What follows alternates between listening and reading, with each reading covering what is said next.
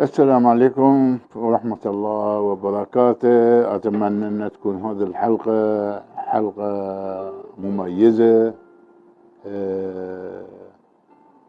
بسبب تميزها بيكون بسبب أن هذه المؤلف جاسم محمد بن حربان شخص شغوف في الفن والتاريخ الفني والتراث البحريني، والحقيقة هو عنده عدة كتب، كتب عن الزار، عن عادات بحرينية، إلى أن حصلت على هذا الكتاب واللي هو طبع في 2016. كتاب قديم شوية، ولكن يظل أنه هو مرجع حق أي إنسان أو أي طالب جامعي يريد أنه يدخل في مجال تاريخ الزواج وعادات الزواج في البحرين. وهذه لما نقول احنا الزواج في البحرين يشمل عادات كثيرة، الأغاني الموجودة، الطرب الموجود بكل أنواعه، اللباس بكل أنواعه، مناطق مدنية ومناطق قروية، ثيابهم. فالأستاذ جاسم الفلدان عد هذا الكتاب في 700 صفحة.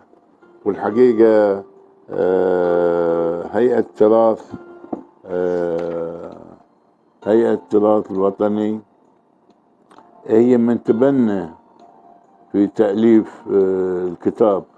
هيئة البحرين للثقافة والتراث هي من تبنت هذه، لأن بالفعل كتاب كتاب مكلف، 700 صفحة وملون.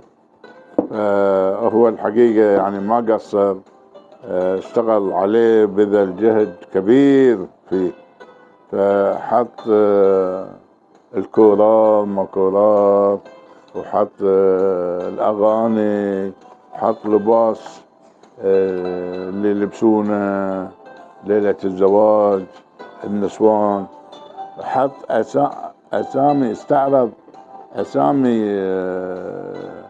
أسامي المغنيات في البحرين. غنية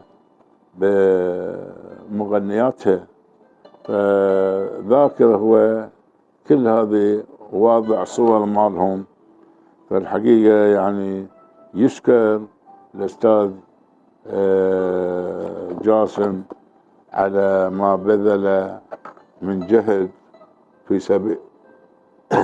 في سبيل إظهار هذا الفن التاريخي البحريني.